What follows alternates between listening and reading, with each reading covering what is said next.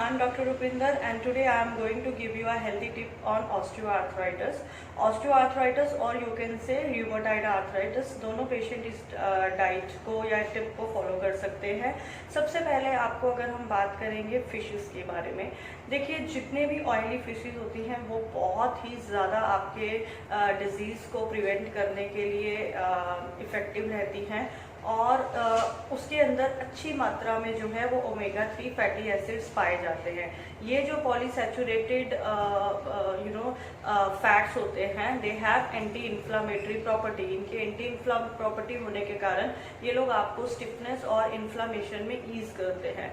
इसका मतलब ये नहीं है कि हमको दवा छोड़ देनी है, हमको दवाई कंटिन्यू रखनी है। दवाई के साथ साथ इन सप्लीमेंट्स का जो सेवन है वो भी हमको करना है, क्योंकि ये वाकई में जो आपका ट्रीटमेंट जो आप फॉलो कर रहे हो along with your exercise regime, along with your physiotherapy और whatever the medical protocol you are following, so ये सभी चीज़ें जो हैं आपको उस ट्रीटमेंट को और इम्प्रूव करने के लिए मदद करती हैं।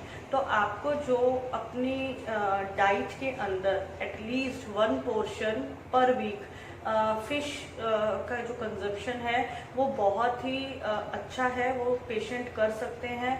और फिशेस लाइक जो ओशियन या सी बेडेड फिशेस होती हैं, मैक्रेल है, साल्मन है, ट्यूना है, कुछ एक लोग मतलब इवन लॉबस्टर्स आर गुड।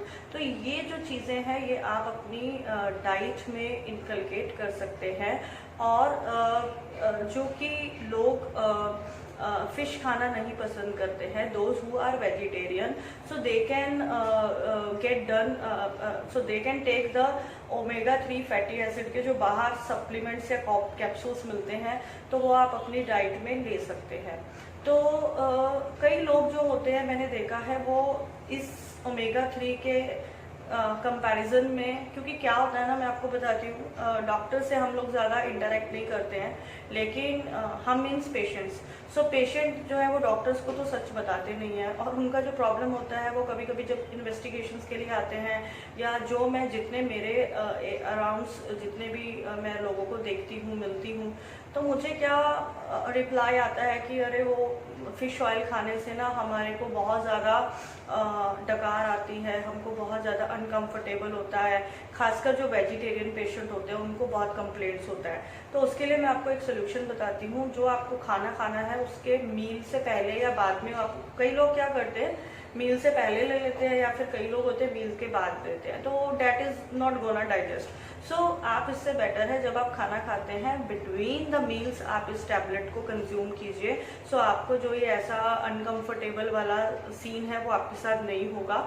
और कोशिश कीजिए कि जो आपके डॉक्टर आपको जो प्रिस्क्रिप्शन के साथ मेडिकेशन दे रहे हैं उसको कभी भी दूसरों के साथ रिप्लेस ना करें।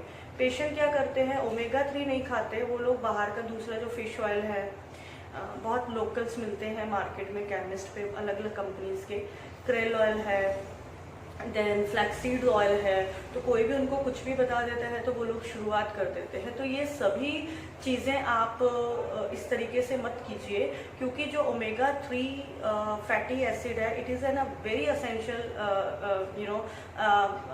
आपके लिए इतना असेंशियल है कि आपके जॉइंट्स को, आपकी बोन्स को स्ट्रॉन्ग करने के साथ साथ आपकी इन्फ्लामेशन और स्टिफनेस को भी वो ईज करता है। उसके बाद जो लोग वेजिटेरियन है मैंने बता दिया है वो कैप्सूल्स ले सकते हैं अगर उनको नॉनवेज नहीं खाना है। और अगर आप घर के अंदर ओमेगा 3 की बात करें तो कॉमन चीज़ों में बहुत सारी चीज़ें हमें पता नहीं होती है, जैसे चिया सीड्स हैं। चिया सीड्स बहुत कम पेशेंट जानते हैं कि उसके अंदर अच्छी मात्रा में ओमेगा 3 होता है, तो आप चिया सीड्स का सेवन कर सकते हैं। रात को आप हाफ और 1 टेबलस्पून ऑफ उसको भिगो के रख दीजिए and in the morning you can take in your diet. So these are very effective. Even chia seeds और भी बहुत सारी बीमारियों के लिए वर्कआउट करता है, तो चिया सीड्स का सेवन करना बहुत इंपॉर्टेंट है।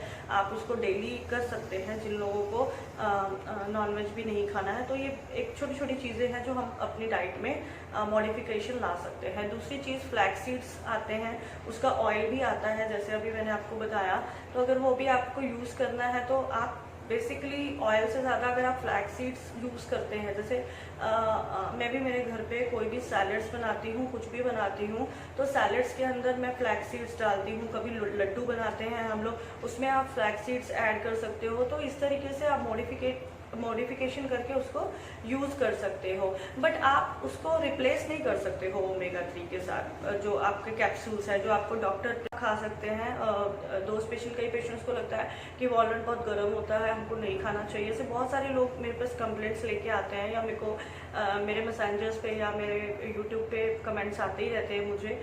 तो मैं आपको एक चीज़ सिंपल सी बताऊंगी कि अगर आप प्रॉपर राइट प्रपोर्शन में कोई भी ड्राई फ्रूट खाते हैं तो वो आपको नुकसान नहीं करता है।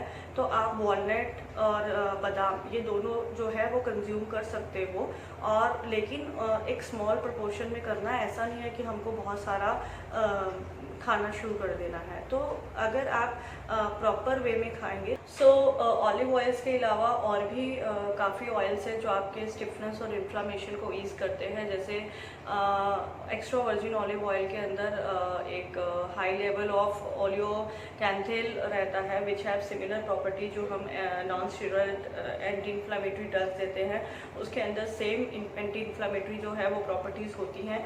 तो आप उसको यूज़ कर सकते हैं। एवोकेडो और सनफ्लावर ऑयल जो है वो सबसे बेस्ट ऑप्शंस है ऑस्टियोआर्थराइटिस और र्यूमेटॉइड आर्थराइटिस पेशेंट के, rather than to taking the refined oils जो हम लोग हाईली रिफाइंड ऑयल्स देते हैं। हम एडवर्टीजमेंट में देखते हैं Saffola is good, blah blah is good. So what I suggest is don't go for the refined oils, because in the long term ये हमारी हेल्थ पे, हमारे हार्ट को लेके, या चाहे वो आर्थराइटिस है, हमारे जॉइंट्स को वीक करते हैं। और इसको हम लोग जो है वो लॉन्ग टर्म के लिए कंटिन्यू ना करें तो वो आपके बोन्स और आपके जॉइंट्स के लिए बहुत ही परफेक्ट है।